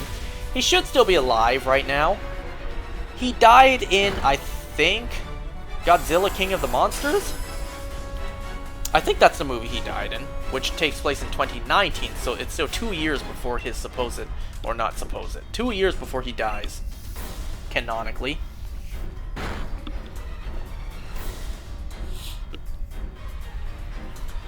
So, yeah, there's a Titan watch now. As people are trying to flee San Francisco, there's a huge gridlock. The cars are flooding. Kate is just walking down the street, and a woman recognizes her as Mrs. Randa, or just Miss Randa, my bad, as Miss Randa. The lady says that her son, I think his name was Michael, her son Michael was on the bus that day. And Kate's just like, oh, I'm so sorry. No, don't be sorry. If it wasn't for you, then Michael wouldn't be alive. Michael, come here. Michael gets out of the car, hugs his former teacher, Miss Randa, thanking her that she saved him. The mother says that, you know, Kate could have ran that day like a lot of other people did, but no, she stayed back, tried to save as many kids as possible. And this kind of lights a fire under Kate's ass. So, we'll just jump ahead. Kate goes back home to where her mother and James are. They're also packing, getting ready to evacuate as well. But Kate went back to actually tell them that she's not going back with them. She's going back with her friends to try to stop Titan X. At first, Kate's mother says no. Considering that Kate left, disappeared for 2 years, she reveals that they even held a memorial for Kate. But then she came back only to leave again? To maybe, I don't know, maybe not come back again?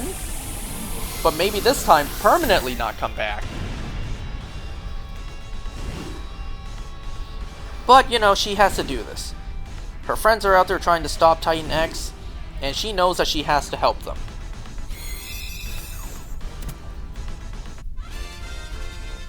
So yeah, anyways, with our other characters, like I said, they need to get this thing from this guy who also works at Apex. I don't exactly know.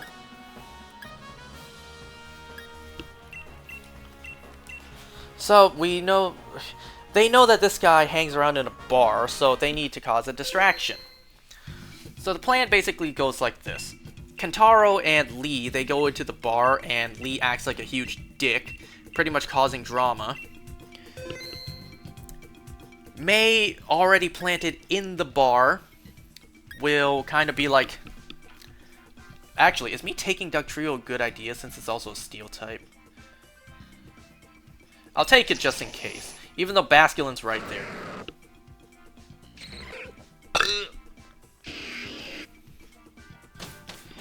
So yeah, Kate is already inside the bar, flirting with some guy at the... well, the bar. Did I say bar? The club. May is already... Did I say Kate? And also last time, did I say Sigourney weaving? I think I meant to say Samara weaving, my bad. Okay, I should not have taken Dugtrio.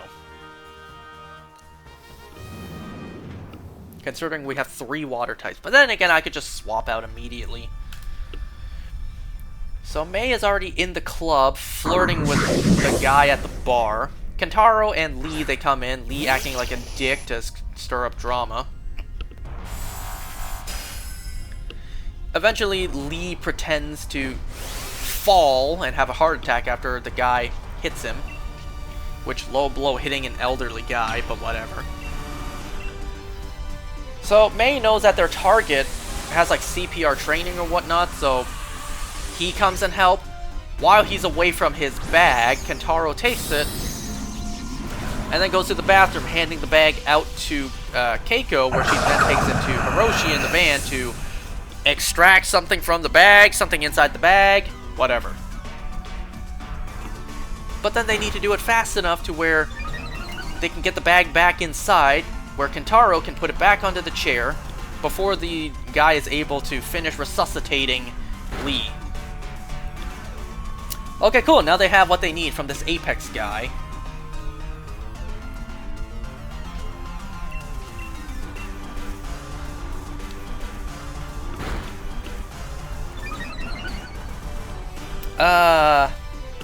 Speaking of Apex, we do also see that aboard the ship, Tim is, you know, worried about Titan X and potentially another G-Day, but he then notices that the Apex guys are leaving, including Jason. They seem to be scheming something, obviously. But Tim, nothing really he can do besides just sit back and wait and watch.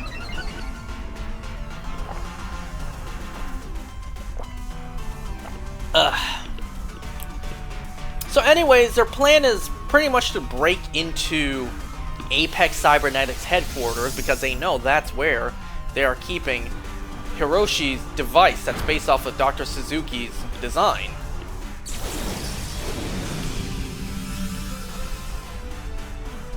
So, Mei, she also works there now, technically.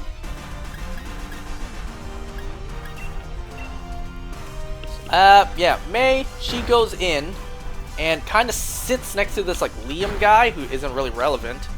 I don't even know why she sat next to him, maybe because that's the best, like, Wi-Fi spot. And then she plugs something in, which kind of lets her hack into, like, the Apex system, where she can then set off the radiation alert. Not a Titan watch, not like a fire alarm, a radiation alert. So the entire building evacuates. Totally not suspicious at all that out of everyone running out of the building, Mei is the only one who turns around and starts walking back inside. You know? You don't think that security cameras will catch that, or someone just walking out will notice? Sure, Mei can just claim she forgot her bag or whatever, but like, yeah, given Mei's history with Apex, pretty suspect. Also, how are they going to stop Brenda from showing up? Easy! They go to her very luxurious house, and Kentaro sabotages her BMW. Just like, I don't know, cuts the, well, he cuts something off of the bottom of the BMW. To where when Brenda shows up to try to turn on her car, she just can't. The car just won't turn on. Well, that buys them some time. But okay, the building is evacuated, and obviously there is no real radiation leak. Our characters, disguised in hazmat suits, are able to go in and just snoop around. Shit. Why didn't I swap there? That was stupid.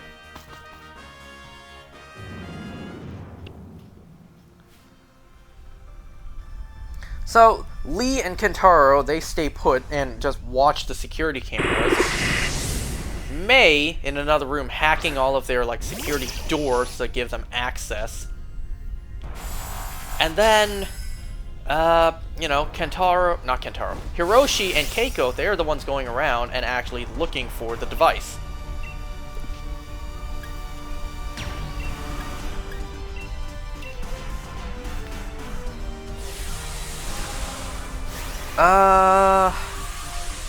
So anyways, through the security cameras, they also notice that Apex has captured a lot of creatures that reside from Skull Island. Like a Needle Walker, one is called, and then something else.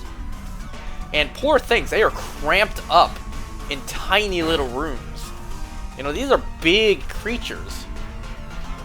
Kentaro wants to help these things, wants to free them, despite the fact that unleashing these things in the middle of a city would be a pretty bad idea.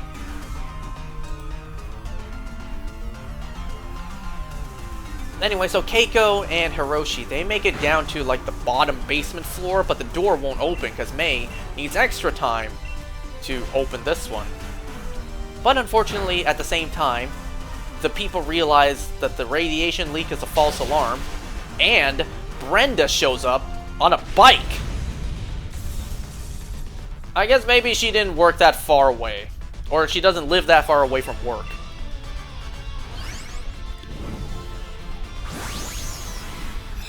So, to buy everyone a little bit of time, Mei goes and sees Brenda.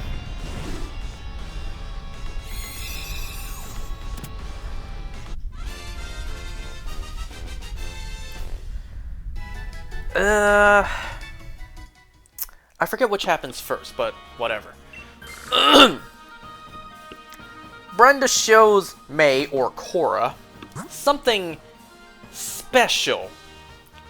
She does show May that yes, we do indeed have creatures from Skull Island, but we also have some cybernetic implants.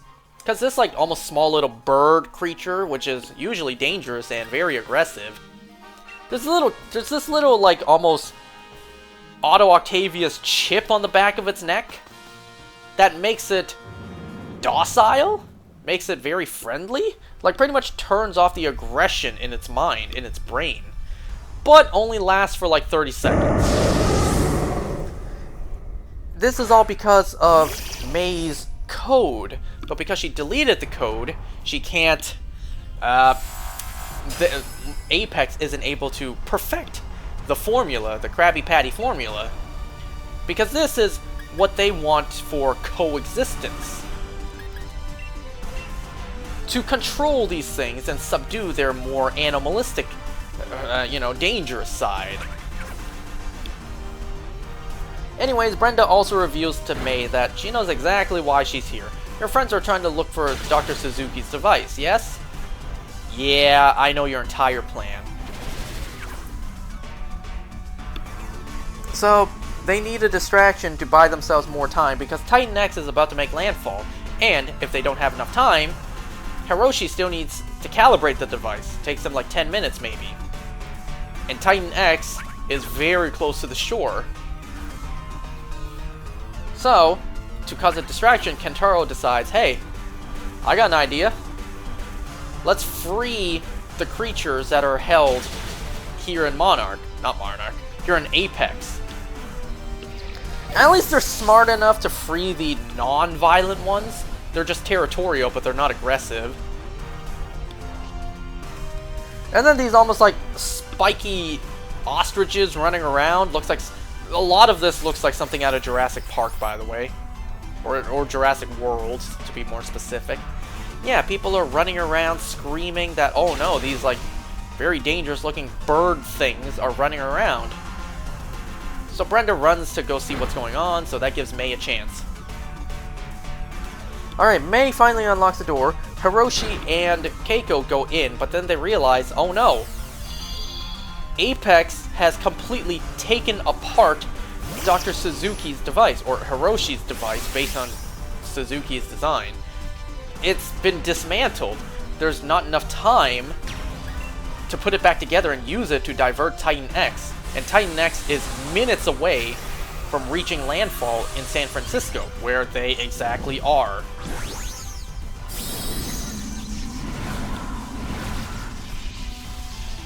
Speaking of Titan X, Monarch Outpost 18, Tim realizes, hey, where is it actually? We don't see it.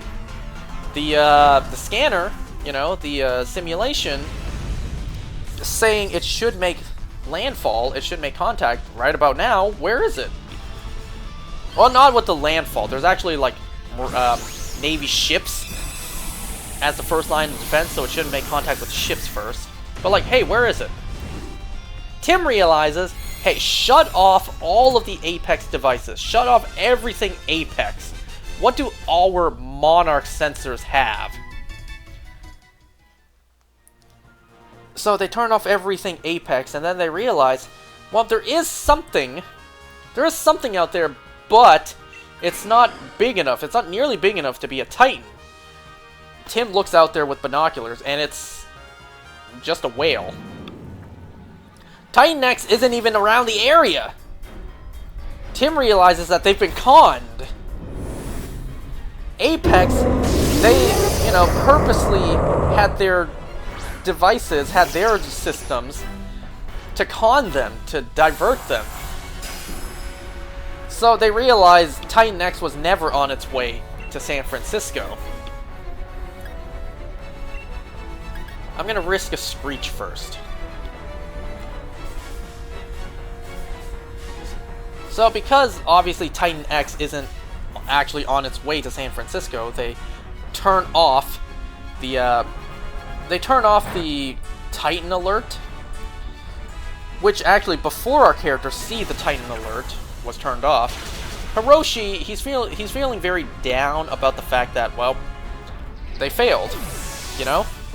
Titan X is minutes away from attacking, and the device, the one and only hope to stop it, is no use. We failed.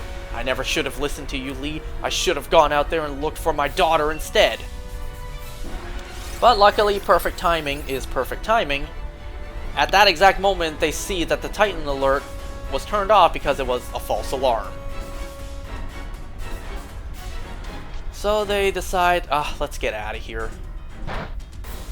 But then they also see on the wall, hey, look at this. There is a ton of shit on the wall that is of high interest. We see pictures of Bill Randa and his family. We see maps drawn out. Keiko realizes that this is Billy's work. And they also realize that Bill, he finished his map. His Titan migratory map. And with this map, they're able to tell where Titan X is heading towards next. It's heading back for Santa Soledad, where they first encountered Titan X. But then they realize, Apex, these scumbags. They had this information this whole time. They had a map of Titan migratory patterns this whole time. And it's in the basement. The world doesn't even know.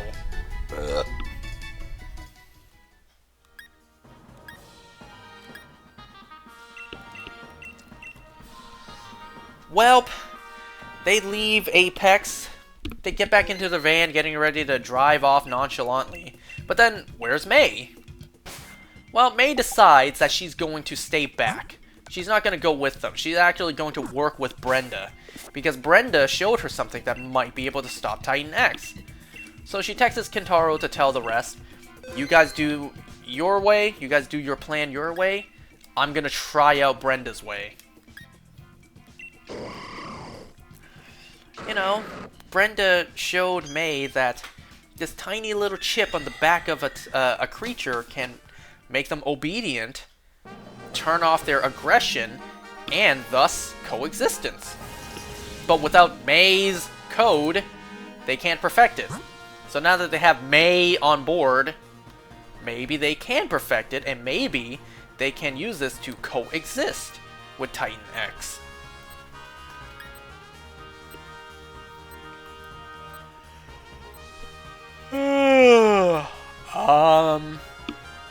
Well, I guess I'm going this way. Seismitoad has no water moves, but then again, maybe Screech would have been nice. Oh well.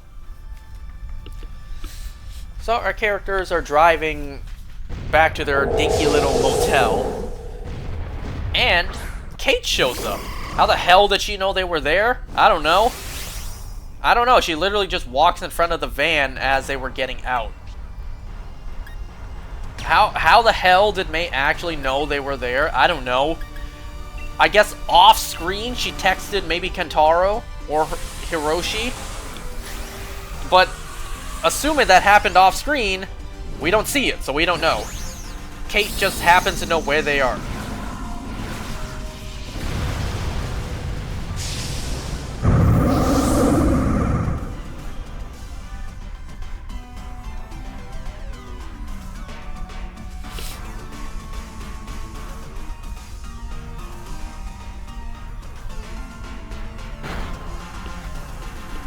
So yeah, Kate rejoins the team, getting ready to help them take on Titan X. Oh wait, in the basement with Bill's map, Keiko, Hiroshi picks up his family picture of his parents and him. But picking up the picture, Keiko notices the letter that she wrote to Lee. I guess I'll just use this again. So Keiko goes over to the van to help them unload all of Bill's stuff, all the stuff, and she notices that Hiroshi is reading her letter that she wrote to Lee. Heartbreak. And then the episode ends. Like, is Hiroshi gonna be mad at his mother for, loving his father, but then again loving another man as well? Or I suppose he would be mad, it's understandable, but also Hiroshi, of all people, should understand, like, yeah, he's the exact same.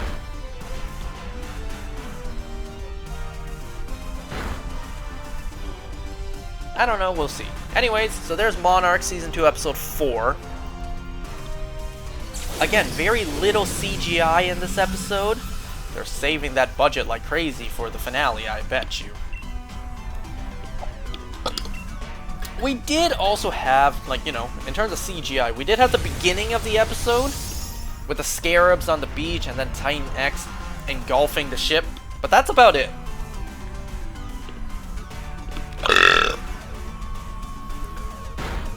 Okay, so I don't have time to go over Ted today, so I'll go over Ted next time.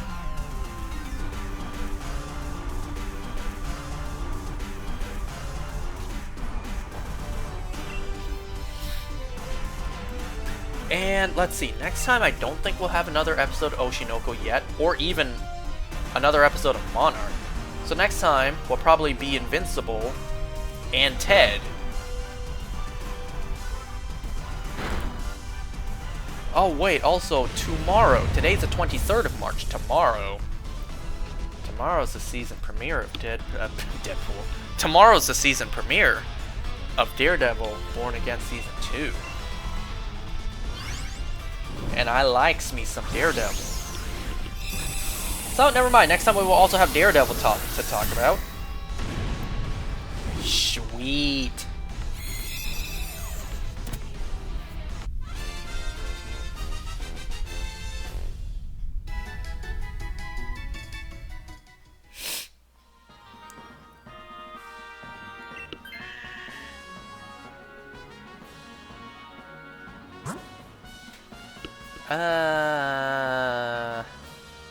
Shit. The best option is poison to get to the water.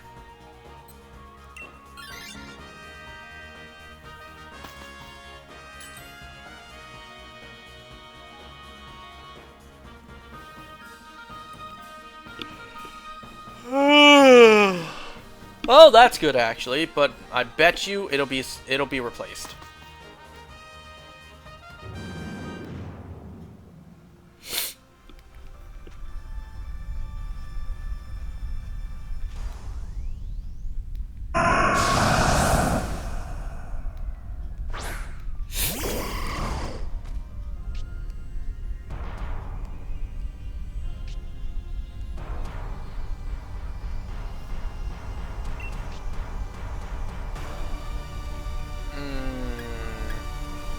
I guess I'll just keep using X Scissor.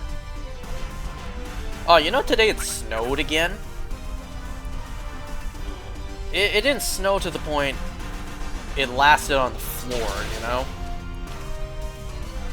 It snowed to the point where it just snowed pretty hard throughout the day. But then it melted quite quickly.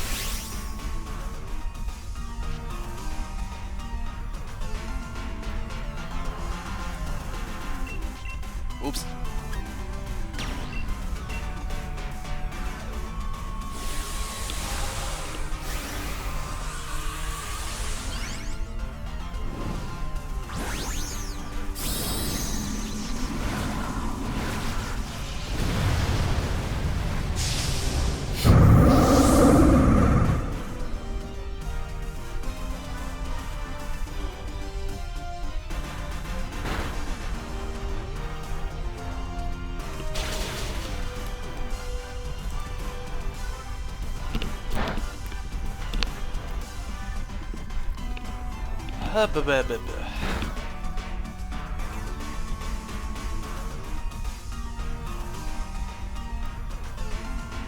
Well, using Life Dew is pretty nice.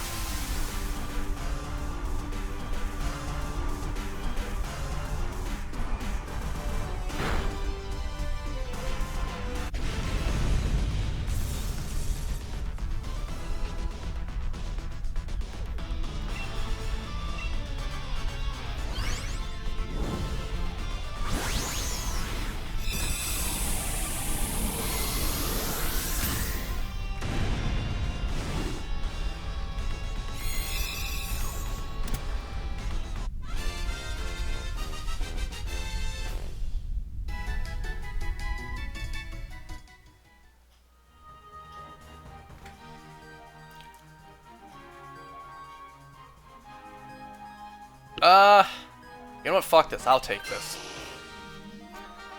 I will take it to use against the water, and then I will swap out for water. I know I lose the ground type move that Armaldo has, but, you know, a small price to pay for salvation.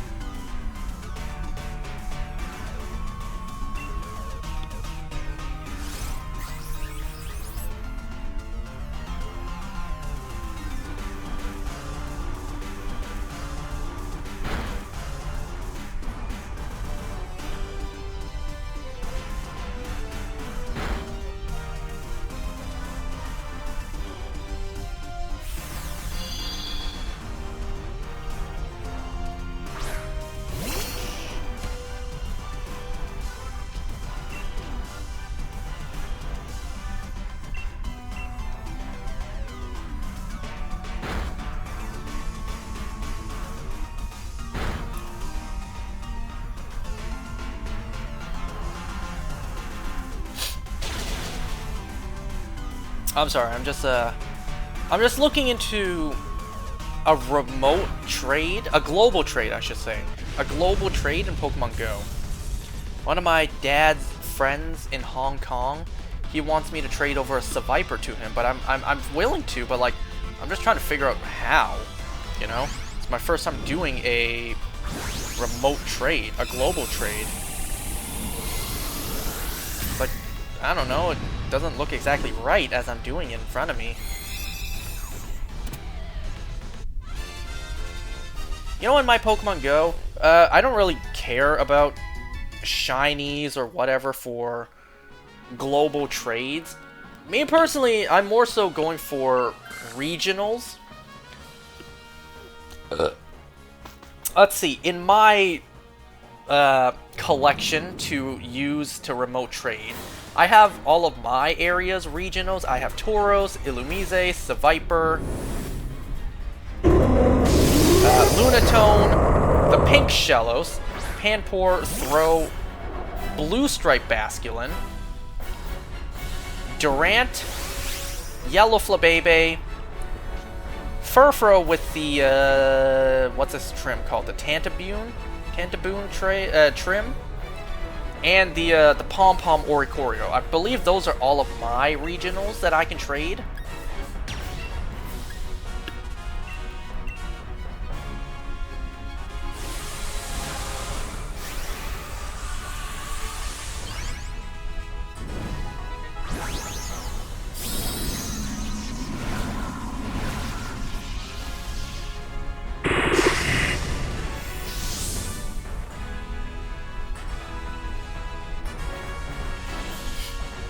I mean, I already have majority of the regionals. I think the only regionals I'm missing is Relicanth, Maractus, Sigilif, Stonejourner, or Stonejarnar, as it's officially pronounced. And I think that's it. I think those are the only regionals I'm missing. Well, I say missing. I do have one single Relicanth, Maractus, and Sigilif in my game, but I would like another. And I have 0 Stone Jarnar. Every other regional I have in some way, shape, or form. I have the Red Basculin, I have... Actually, do I have the other Oricorios? No, I only have the purple one, the Ghost type one. I don't have the red or the pink ones. I'll be honest, I don't really care.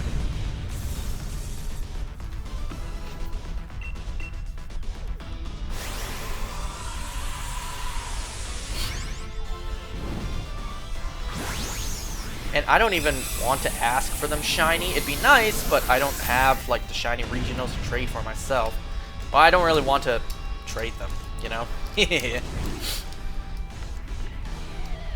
And plus, it would be fun to one day, very, very down the road, one day, go to these locations and find a shiny regional for myself. That'd be fun, but very hard to do.